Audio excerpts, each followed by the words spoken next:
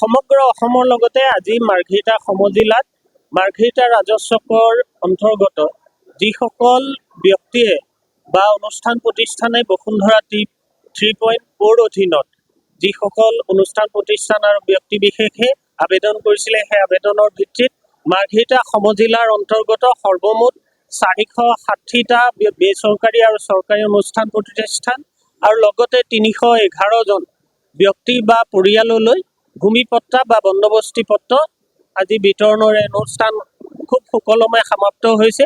পৰৱৰ্তী প্ৰক্ৰিয়াত মাৰ্ঘেৰিটা সমজিলাৰ প্ৰশাসনৰ ভিতৰত আৰু মাৰ্ঘেৰিটা ৰাজচক্ৰৰ অধীনত সৰ্বমুঠ 749 জন চাহ শ্ৰমিক বা চাহ শ্ৰমিক লাইনত থকা পৰিয়াল আৰু ইয়াৰ লগতে 333টা মৰাণ আৰু মটক জনগোষ্ঠীৰ পৰিয়াল আৰু ইয়াৰ লগতে 464টা বিভিন্ন খাজবাৰ চৰকাৰী মাটিত থকা পৰিয়াল আৰু তাৰ উপৰিও যিসকল অৰাজহ গাঁও, যাক এনচি ভিলেজ বুলি কোৱা হয়, অৰাজহ গাঁৱৰ মুঠ 239টা পৰিয়াললৈ পট্টা প্ৰদান কৰাৰ ব্যৱস্থা কৰা হ'ব।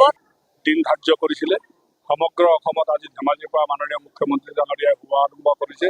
ঠিক সেইধৰণে আমিও মাৰ্ঘেৰিটা সমষ্টিত যিখিনি অনুষ্ঠান প্ৰতিষ্ঠান, কলেজ, স্কুল কলেজ আৰু যিখিনি আমাৰ নন ক্ৰেডেঞ্চিয়েল গাঁওবিলাক বা যিসকলে ভূমি অধিকাৰ পোৱা নাছিলে বহুত বছৰৰ পৰা বসবাস কৰা জাতি জনগোষ্ঠীসকলে, তেখেতসকলক ভূমি অধিকাৰ সাব্যস্ত কৰিবৰ কাৰণে আমি ইয়াত একগোট হৈছিলোঁ। আজি সকলোকে আমি নিমন্ত্ৰণ কৰি আনিছিলোঁ। গতিকে ইতিমধ্যে আমি তেখেতসকলক ভূমি অধিকাৰ পত্ৰখন প্ৰেৰণ কৰিছোঁ।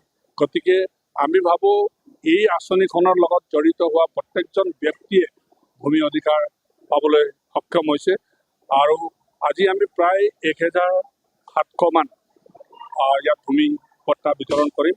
পৰ্যায়ক্ৰমে আমি যিসকলে নিবেদন কৰিছে সকলোকে আমি ভূমি পট্টা দিয়া থিৰাং কৰি লৈছোঁ। গতিকে পৰ্যায়ক্ৰমে আমাৰ ৰেভিনিউ ডিপাৰ্টমেণ্টে বা জিলা প্ৰশাসনে কামখিনি আগুৱাই লৈ গৈ আছে। যি পৰ্যায়ত আমাৰ তৈয়াৰী হৈ যায় পট্টাখিনি, সেই পৰ্যায়ত আমি প্ৰত্যেকটো পঞ্চায়তত প্ৰত্যেকটো গাঁৱে গৈ পেলাই আমি তেখেতসকলক পট্টা প্ৰদান কৰিবলৈ সক্ষম। গতিকে মই ভাবোঁ এই অনুষ্ঠান প্ৰতিষ্ঠানে বহুত বছৰৰ পৰা আজি 70 বছৰ এই অঞ্চলত বসবাস কৰি পেলাই মানুহে ভূমি অধিকাৰ পাবলৈ সক্ষম হোৱা নাছিলে। মাননীয় মুখ্যমন্ত্ৰী ডাঙৰীয়াই আজি এই ভূমি আইন সংশোধন কৰি হ'লেও প্ৰত্যেক জাতি জনগোষ্ঠীকে ভূমি অধিকাৰ দিবলৈ সক্ষম হ'ল। প্ৰথমতে মুখ্যমন্ত্ৰী ডাঙৰীয়াক ধন্যবাদ জ্ঞাপন কৰিব লাগিব আৰু আমাৰ জিলা প্ৰশাসনে দিনে নিশাই ৰাতিয়ে লাগি পেলাই আজি পট্টাখিনি তৈয়াৰ কৰি মানুহৰ মাজত বিতৰণ কৰিছে। তেখেতসকলকো ধন্যবাদ জনাব লাগিব।